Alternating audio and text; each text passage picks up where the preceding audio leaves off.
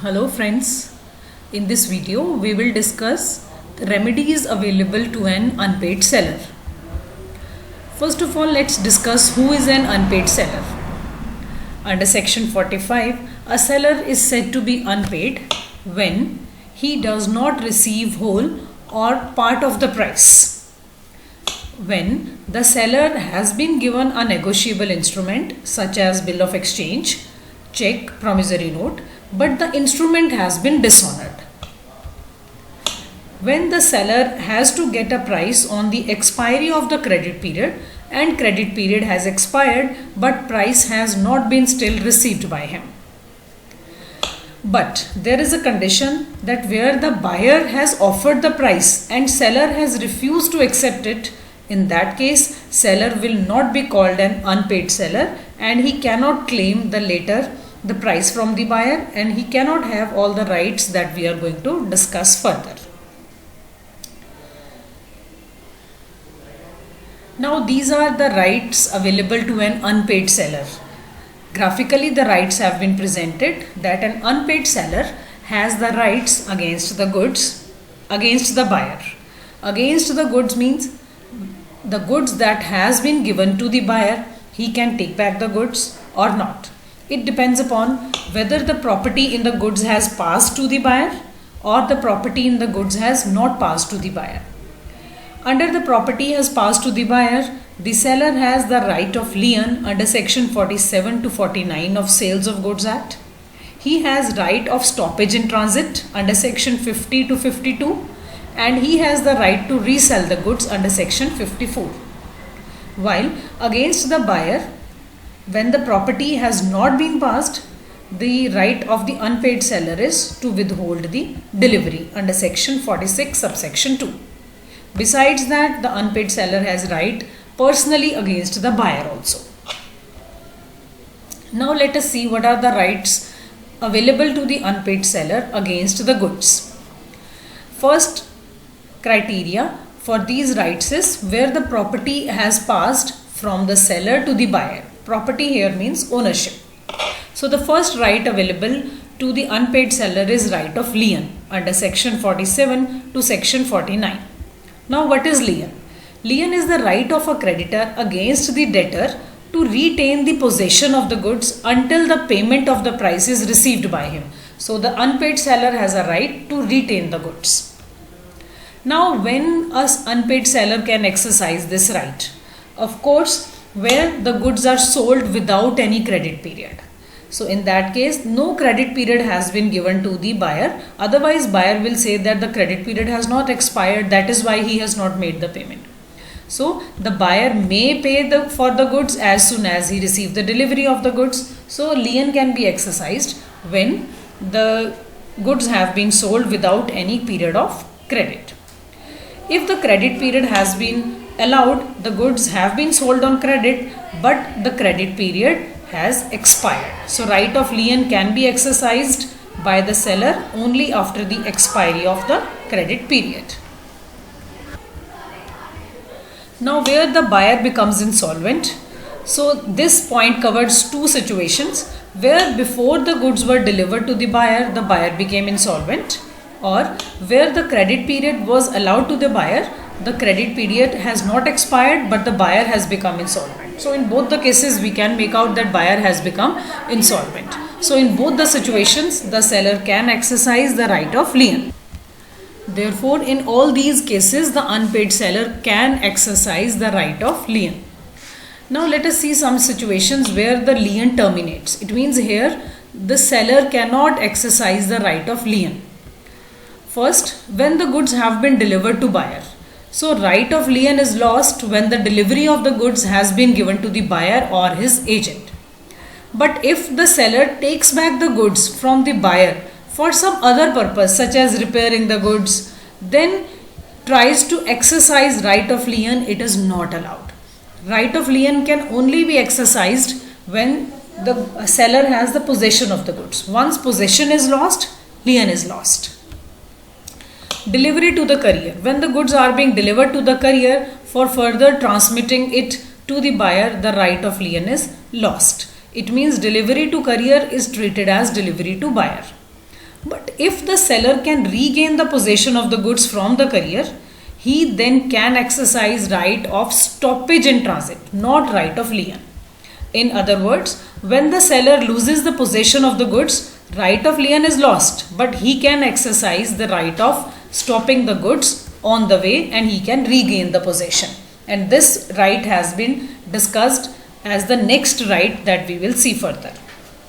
By the waiver, when the seller himself waives off his right of lien expressly or impliedly, in that case also the lien gets terminated. By the payment of the price, if the buyer makes payment of the price to the seller, then seller has no more right to be an unpaid seller and he cannot exercise the right of lien. So these are the 4 cases where the right of lien terminates. The second right available to unpaid seller is right of stoppage of goods in transit, which is covered under section 50 to 52. Now, right of stoppage means stopping the goods on the way in the transit after the seller has parted with the goods. Seller has parted with the goods but buyer has not received it. So the seller has a right that he can regain the possession till his payment is received. So right of stoppage is called to be an extension of right of lien. So seller uses this right when the property in the goods has passed on to the buyer.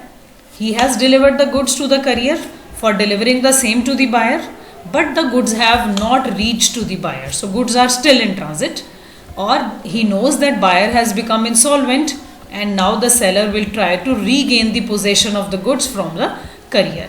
So all the expenses that he is going to incur for regaining the possession will be borne by this unpaid seller himself under section 52 subsection 2. Now the carrier can hold the goods as seller's agent because the seller has told him that the goods have to be delivered to the buyer, but he can tell the same carrier that you have to stop the goods now. So in this case the seller is working as the agent of the seller. The middleman is working as an agent of the seller.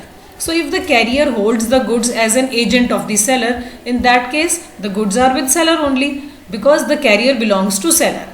So the goods are still with the seller, so therefore the transit period will never begin.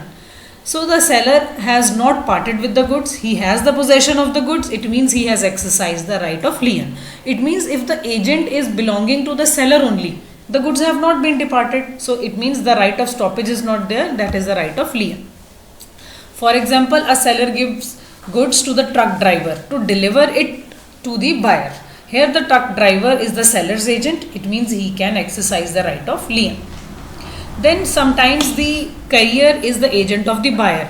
In this case, the goods given to the carrier means goods given to the buyer. So here in this case the goods have reached to the buyer, therefore the transit period has ended, so it is known as cannot be called the right of stoppage in transit because here the goods given to the carrier means goods given to the buyer, and we have read a point that to exercise this right the goods should be in transit. So here the goods are not in transit. For example, seller got the goods loaded on the truck sent by the buyer. Here the truck driver is known to be the agent of the buyer. Now if there is an independent contractor is neither he is the agent of the seller nor he is the agent of the buyer, but he is an independent carrier. So in such case the seller can exercise the right of stoppage in transit as carrier is not the agent of seller nor the agent of buyer. So seller can regain the possession of the goods and can exercise this right as an unpaid seller. So there are 3 main points. If the agent belongs to seller, in that case he can exercise the right of lien. If the seller belongs to buyer, in this case the right of stoppage cannot be exercised because delivery to buyer means delivery to carrier. In case of independent contractor, the right of stoppage can be exercised.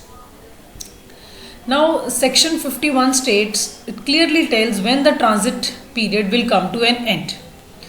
Once the buyer or his agent obtains the delivery of the goods before the goods arrive at the place of destination, it is said that transit period has ended because the goods have come in the hands of buyer or his agent. If after the goods have reached the place of destination, carrier or any other person acknowledges to the buyer that he has hold the goods on buyer's behalf. When it has been acknowledged that the goods are being held by even by the middleman on buyer's behalf, in such a case it is said that the transit has come to an end. When the carrier wrongfully refuses the goods to be delivered to the buyer or his agent, in that case also it is said that transit period has come to an end. Now, how can the seller use the right of stoppage in transit? The seller has this right of stoppage in transit which he can exercise only and only if possession of the good is regained. If possession is not regained, in that case this right cannot be exercised. Now, how the seller can obtain this possession? He can obtain it by two ways. The seller can regain the actual possession, or the seller can give a notice to the carrier that who has the possession of the goods, that now goods belong to me, so just re-deliver them to me. So in case the carrier defaults, he will be liable for all the consequences. Now, what is the difference between the right of lien and right of stoppage in transit? Now, these are some of the differences of right of lien and right of stoppage in transit, meaning where the seller does not give goods to the buyer, but here the goods have been just went back from the sale point, but it has not reached to the buyer.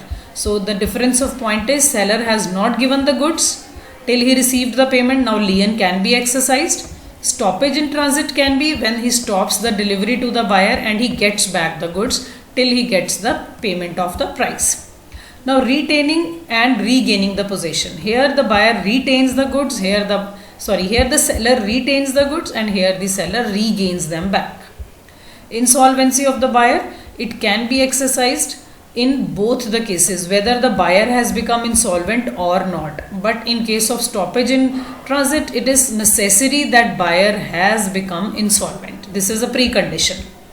Possession of the goods, right of lien can be exercised when the goods are in actual possession with the seller, or constructive possession there may be with the seller, but right of stoppage in transit can be exercised when the goods are in the possession of a courier or a middleman. Effect of loss of possession, once the possession is lost, lien is also lost, but right of stoppage in transit can be exercised even if the possession has gone but it has not been received by the buyer. Now, the third right available to the unpaid seller under section 54 is the right to resell. Right to resell the goods can be exercised when the goods are of perishable nature, and no notice of resale is required when the goods are perishable in nature. So, the seller can resell the goods because the goods may perish. So, he will not wait that money will come, only then he is going to resell the goods. When the seller has exercised right of lien or right of stoppage but he did not get the price, so he can give notice of resale to the buyer, and if after receiving such notice buyer did not pay within a reasonable time, now seller can resell them. Now, when the seller expressly reserves a right according to the contract to resell in case of default by the buyer, of course he will resell the goods. Now, rights of unpaid seller when the property has not passed. There was the right of withholding the delivery. Section 46 subsection 2. When the property in the goods has not passed to the buyer, it means seller himself is the owner. So, he has a right that he can withhold the delivery of the goods. He will not give the delivery of the goods until the price is being paid. This right is a mixture of right of lien and right of stoppage in transit. Now, what are the rights available to unpaid seller against the buyer personally? Under section 55, the unpaid seller can sue for the price to the buyer for receiving the payment, irrespective of the fact whether the property has passed or not. He can ask for the damages for non-acceptance under section 56. When the buyer refuses to accept the goods and pay the price, he can sue him for the damages for non-acceptance of the goods. Suit for damages for anticipatory breach by the buyer. Under section 60, when the buyer cancels the contract before the due date, what the seller can do? He can either treat the contract as cancelled and can sue for damages for anticipatory breach on the date of breach only, or he can wait for the due date and then he can cancel the contract. So in this case, the buyer gets another chance to perform. If the buyer makes the payment, in that case seller cannot cancel the contract. And finally, there is another right available to unpaid seller. He can sue for interest also under section 61 subsection 2, because the money has been delayed. When the payment was due, it was not paid. So now the unpaid seller can ask the court for the interest on this price also. So these were the basic remedies available to the unpaid seller. Now there are some remedies available in case of breach of contract also. So it is somewhat related to what we have done. If the contract of sale is breached by the buyer, by the seller. If the breach is made by the buyer, like he has not accepted the goods, he has not made the payment, so what the seller can do? He can sue for price, he can sue for damages for non-acceptance, he can sue for anticipatory breach, and he can sue for price. Same if the seller is making a breach by non-delivery of the goods, or he is not transferring the title, then buyer has some rights. He can sue for the damages for non-delivery. He can ask for specific performance. In case of special contracts, he can tell the court to ask for specific performance. He can sue for breach of warranty, and he can sue for damages of anticipatory breach by the seller. If the buyer is making a breach, we have discussed this. Whenever the buyer is making a breach, now seller can take actions in two types: against the goods, against the buyers, right of lien, stoppage, resale, withholding delivery. He can sue for price, for damages, for anticipatory breach, and for interest. Now remedies available to the buyer against the seller. Now what are the rights available to the buyer when the seller is not giving you the delivery? He can sue for the damages for non-delivery. We can sue him for specific performance. We can sue him for breach of warranty. We can sue him for damages of anticipatory breach by the seller, and we can ask for interest and refund under section 61. So these are the certain rights available to the unpaid seller and to the aggrieved buyer in case of defaults made by the other party. So this is all about the rights of unpaid seller.